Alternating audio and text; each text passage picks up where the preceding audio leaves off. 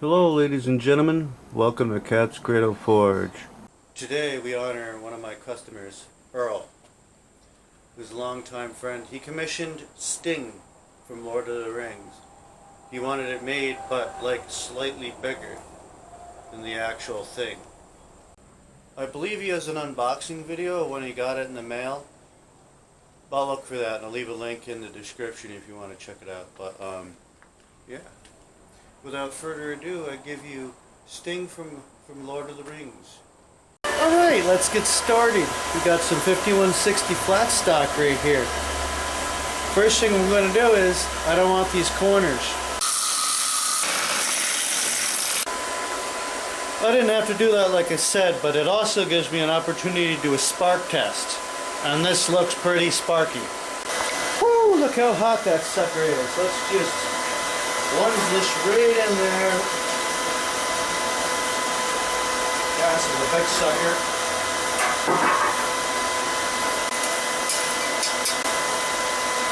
A little magical dust.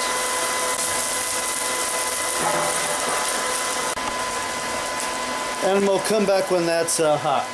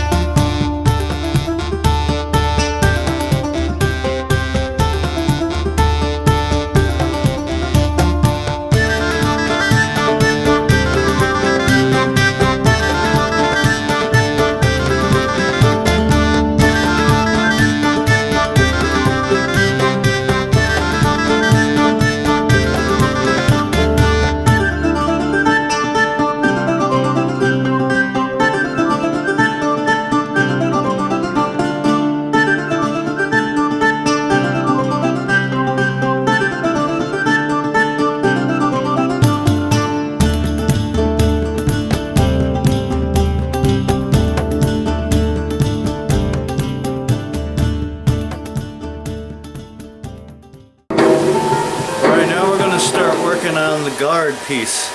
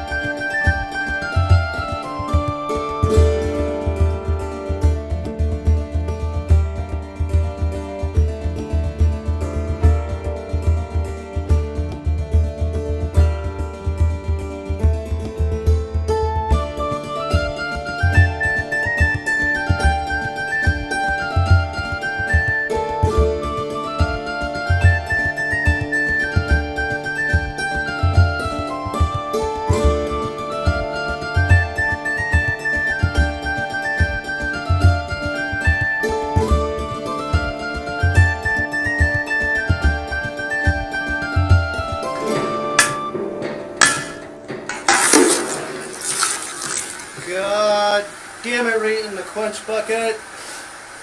Hear it cooking? Thank God that's mild steel. I have no idea where my tongs went. They just like to disappear whenever I need them.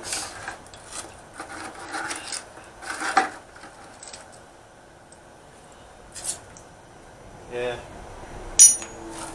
Okay, good. I thought that tab in the middle was going to be too small for the hole, which would suck balls like you would not believe. But it isn't. It's actually bigger. So we can make sure that that fits pleasantly perfect. Alright, time to cut all these nubs off.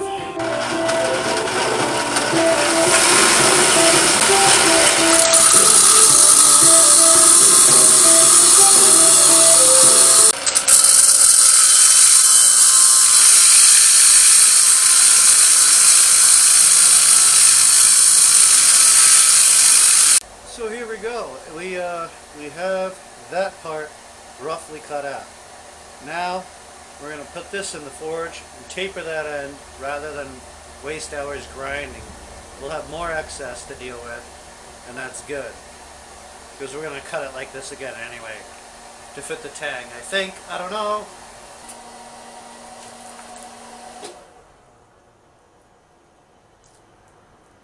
Now we'll just let that heat up nice and hot and come back when it's ready to forge.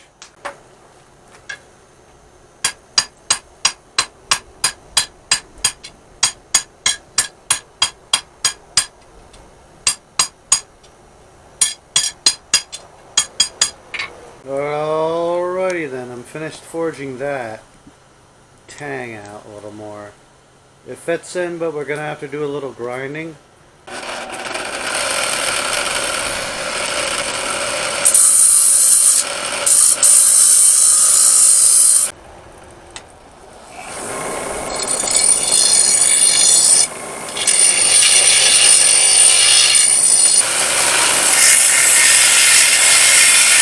Alright, while I'm grinding that piece, I'm going to put this in here and get it hot, the guard piece, because I want to drift that rectangular hole just a little bit wider.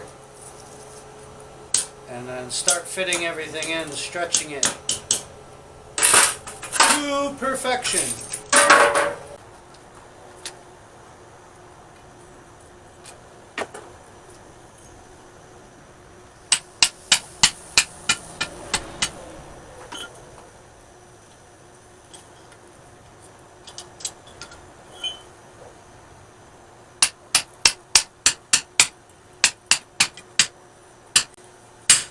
Ah, my hands. Being that close to the metal.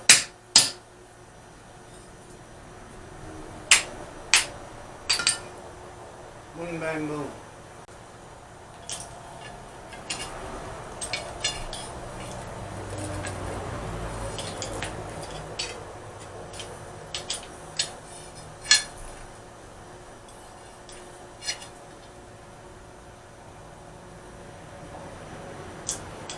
There we go.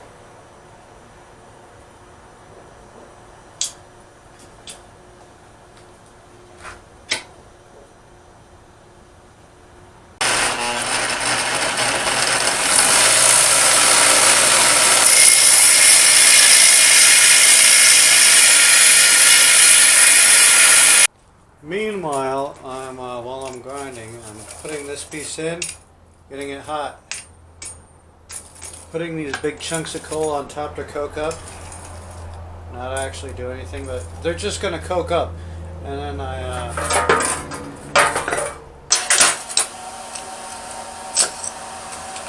poke a few holes, loosen up the coals, slightly bury it again, and boom. This is a tool I made out of a pipe. It's oval shaped on one end and round on the other. It's built to pound. Let me demonstrate.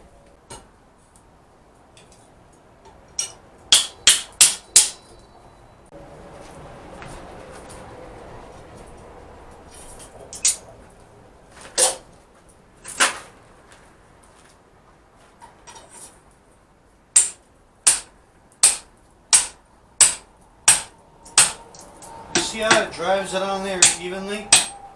Isn't that something? Ow! Ain't that something? Woohoo! Hee hee!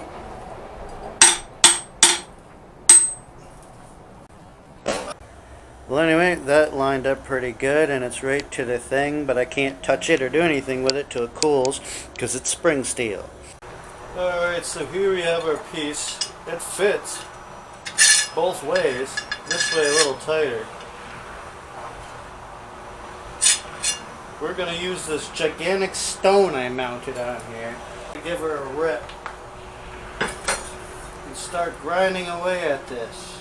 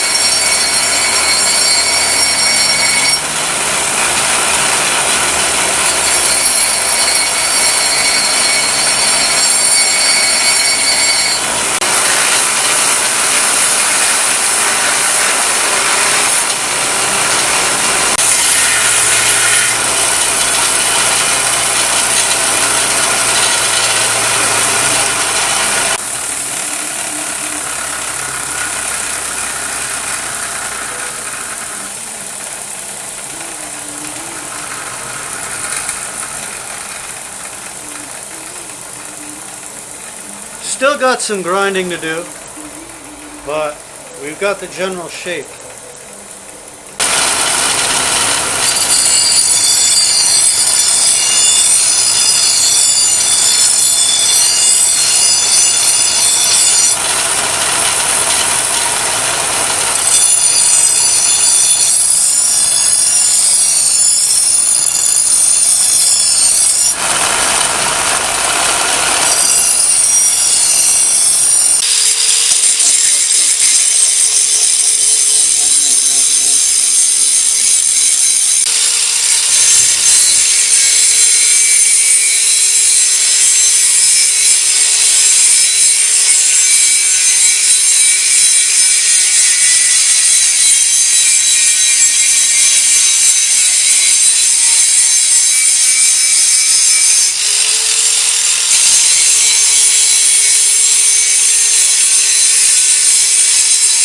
Alrighty, we're slowly getting there, grinding all the stuff off. Let me pick this up, see if we can get a good picture of it. It's so shiny that it's hard to see it, but it's slowly getting there.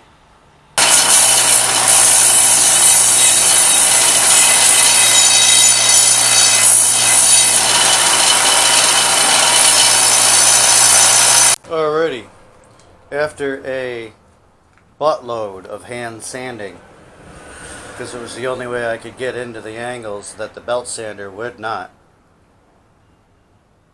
I've got it to this shiny point. Now, I'm gonna grind this, of course, and profile this a little more. Not even gonna bother to film that, but now we're gonna start working on this handle right here. And for that, we've got this solid oak garden hoe handle.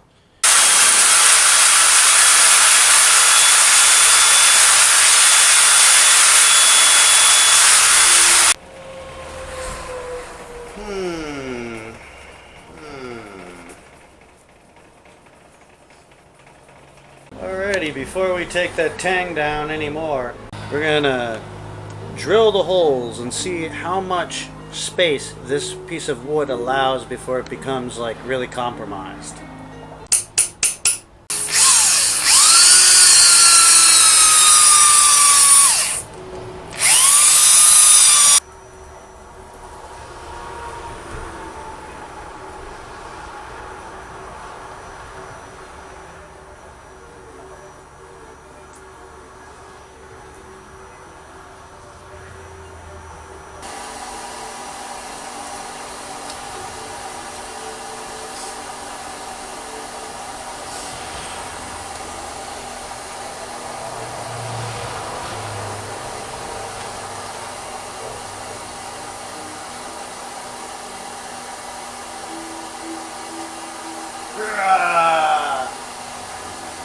again.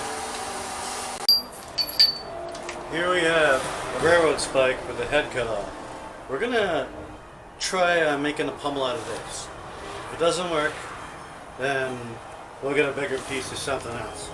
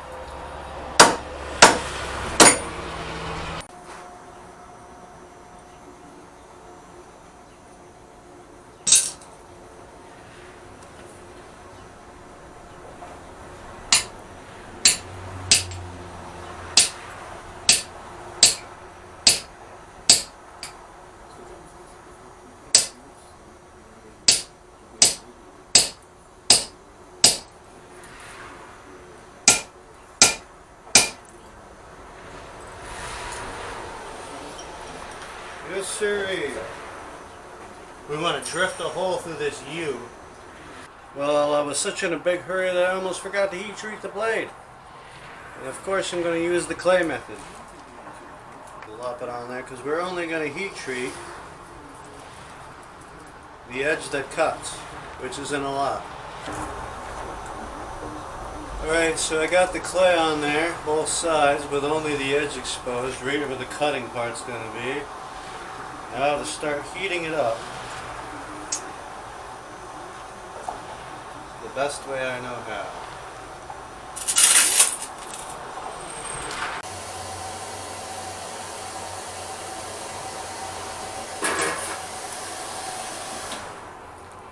Alrighty, here we go.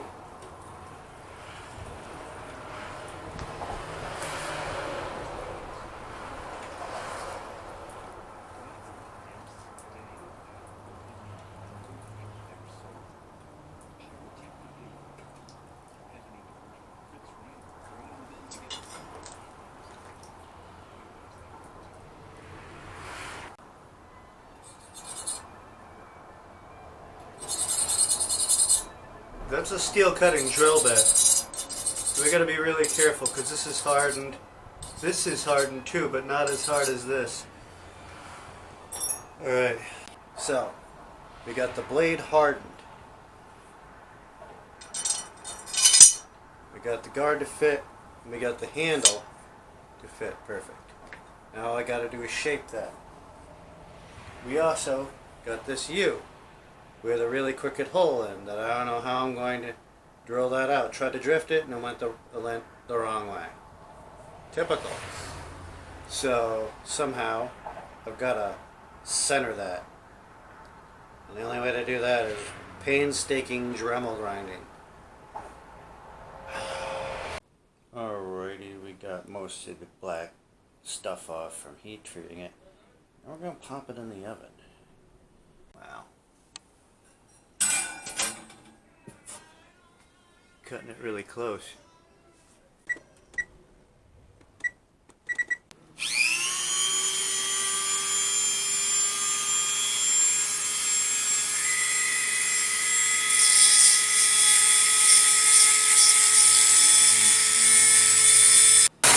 Okay, it's time to start grinding this to fit perfect.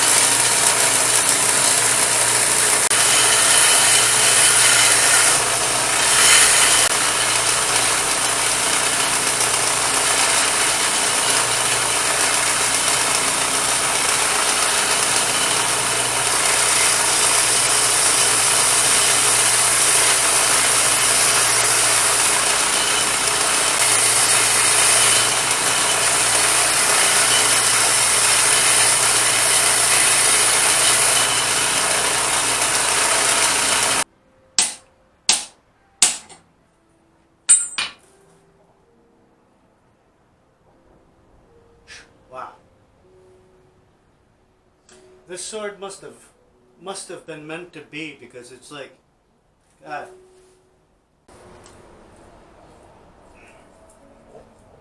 Sucker's really in there. Alright. Beautiful. Alright. So, we got that on there. Now all I gotta do is like taper it and shape it the way it's supposed to be. You know how it goes? It curves out like this on both sides. And then just taper this wooden handle to be round and slowly, you know, taper off to the end. It's on there pretty good already. It's not even peened or glued. And that sucker's solid. It's exactly what I wanted it to do. Be solid. All on its own without glue or peening. So when it is glued and peened, it'll be like a deadly weapon. Now, more grinding and sanding. Trying to put the lightest possible worn out belt that I have on this sucker and start polishing, refining each piece to fit together.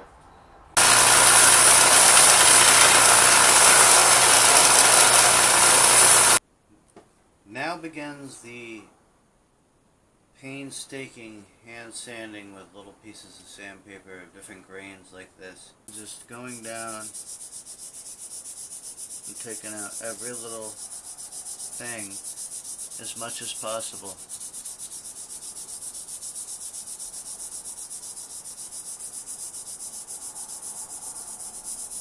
So after a lot of sanding on the blade, hand sanding with some, I found some emery cloth, and that stuff does wonders for taking like little Dremel marks out. But right now we're going to focus on this. I drew a rough estimate of where the vines are going to be, and now I got to come here with my Dremel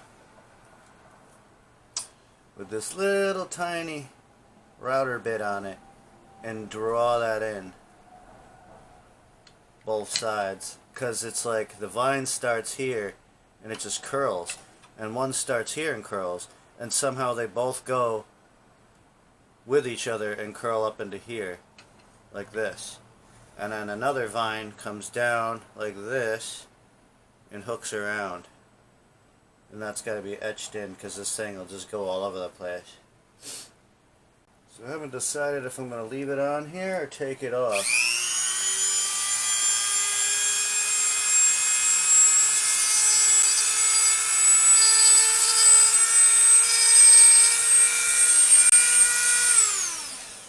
I think I'm just going to take it off and do it by hand. Alrighty, so I carved all the leaves in. And the vine that goes around. Now we just got to paint it gold in there. Yes. Now we will see if this gold paint pen lives up to its reputation. So, I got the gold on there.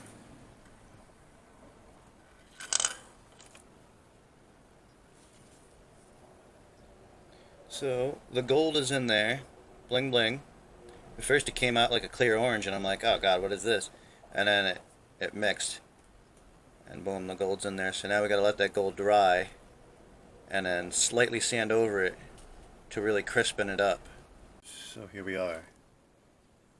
It's got the stain, and it's got the gold. The gold is surprisingly shiny, and I like it. Stays in the grooves I carved. Now we're going to linseed oil this. I've been waiting for this to dry for like a whole day.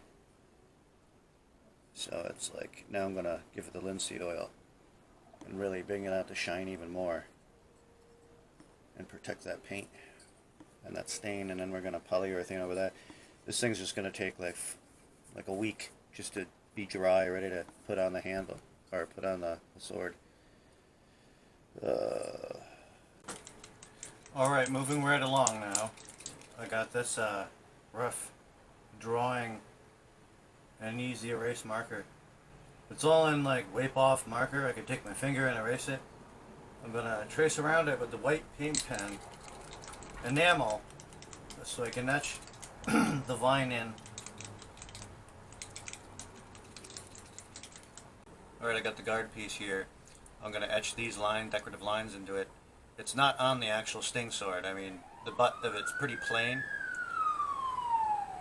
Sorry about that. This town has so many emergencies where the cops and the fire department are just going by all the time. I don't know what's going on. But anyway, what was I thinking? Oh, yeah. I'm going to etch these in. They're going to look really nice. It's going to look nicer like this. Like, this is more like a Skyrim kind of elven blade would have this on the back. But Sting doesn't have it. And Sting, it just looks way better with it. So we're just going to paint everywhere, but with this paint pen, but these little lines here.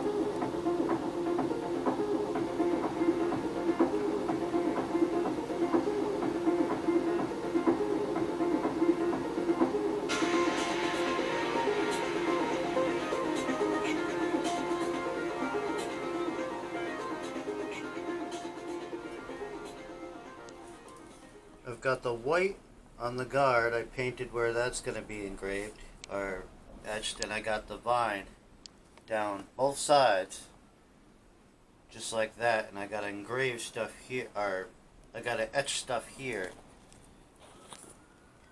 This Elvish stuff right here,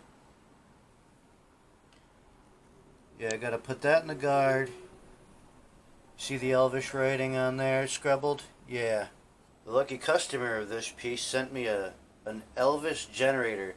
It generates, you type in English and it turns it into Elvish.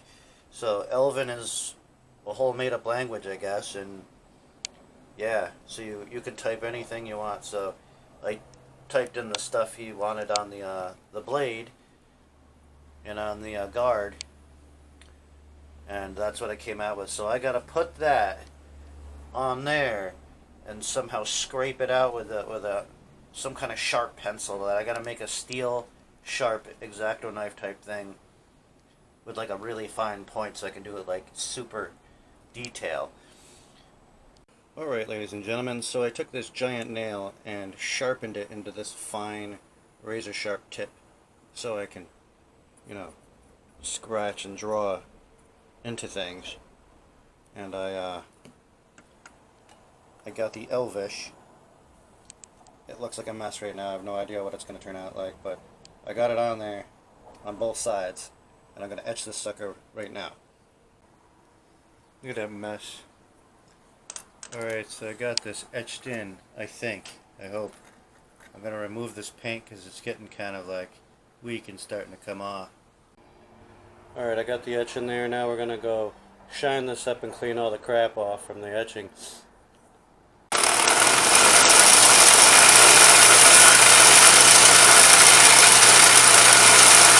Alright, we're back in the house. Now we're going to etch this pummel.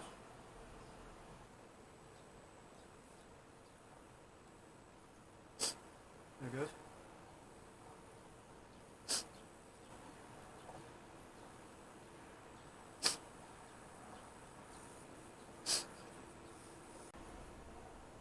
Alrighty, let's get this outside and get the gas on it, and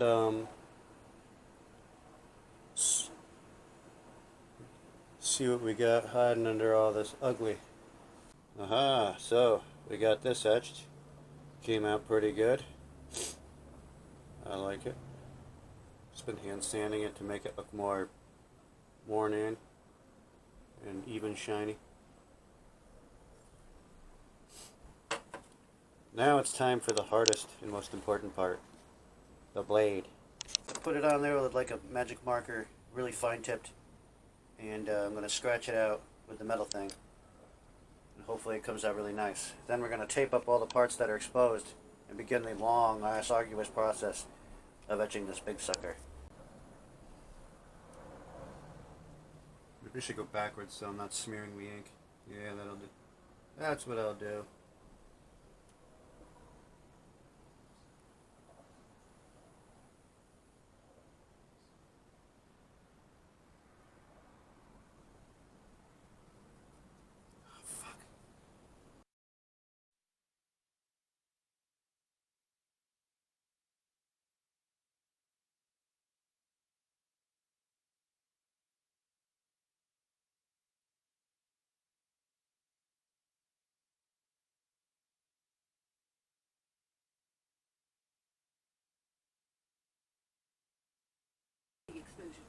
Okay, we got one side all taped up, we got the probe on. I'm not going to make you watch this because it's going to take all day probably. I'm hoping not, but probably to get it as good as it's going to be. So we'll come back and have a look when it's finished. How's that sound? Oh yes. It's the moment of truth, ladies and gentlemen. It's etched in there now. Let's see how it looks.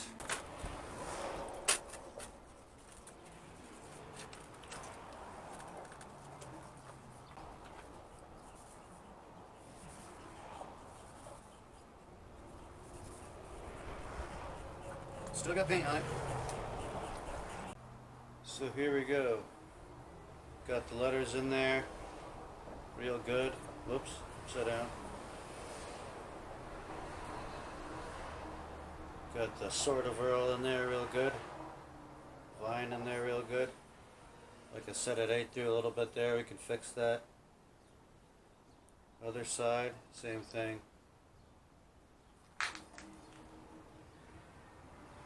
Bling bling.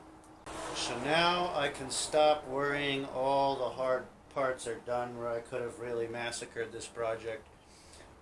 Now it's just an easy matter of putting it together.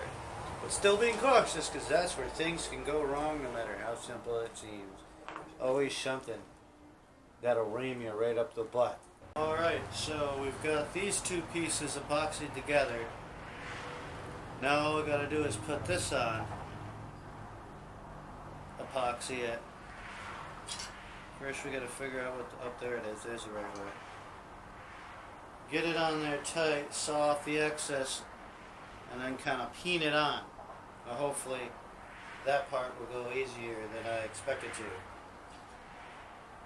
I probably should just not take any chances and just weld it. Fuck it. Let's squirt the whole tube out. I'm sick of this shit messing around. Never get an even mix with it farting around like it does.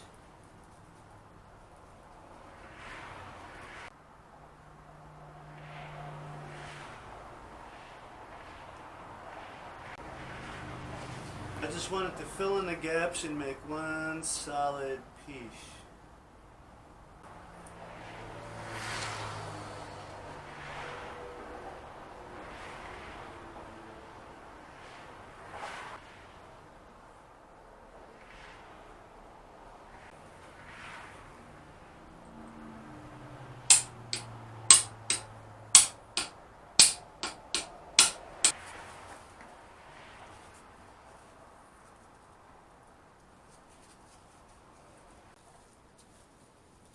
I guess this kind of stuff swells up, which is good because it'll push its way in and out of the cracks and make it perfectly like tight, like it's done to the rest of it. I still got to fill in like right here, couple places where there wasn't enough. But like I used that entire tube just to do this one sword. You can imagine, just to make sure that it was all in the right spots. Now we just let that sucker dry.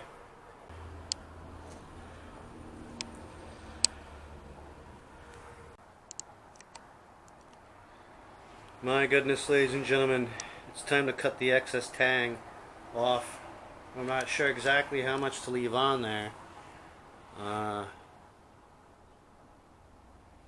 And I'm very iffy about this part. I hate peening tangs because it can mess up everything else below it.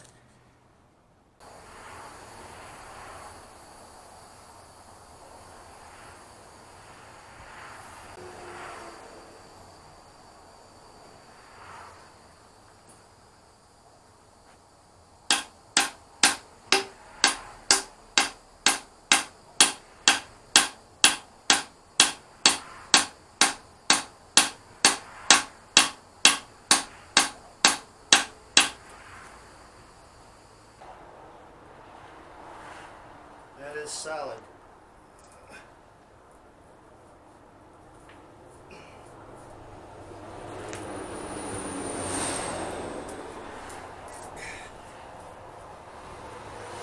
Ugh, come on now. There you go. Yeah. Looks like we scratched it up a bit, but it's just kind of scratched. It does need some sandpapering. There we go. One solid piece. Oh my god. That's so light. So wicked. So solid.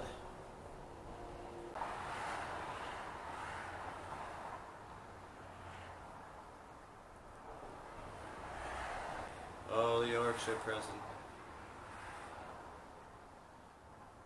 Now, if you excuse me, ladies and gentlemen, I have to go slaughter some orcs with this. As you can see, it's glowing. And that means they're near. Ooh, bling, bling, bling. So, no, I won't be chopping anything with this. That's Earl's pleasure. And when he gets this, he will have an unboxing video. And I'm sure he's going to slaughter like a chicken.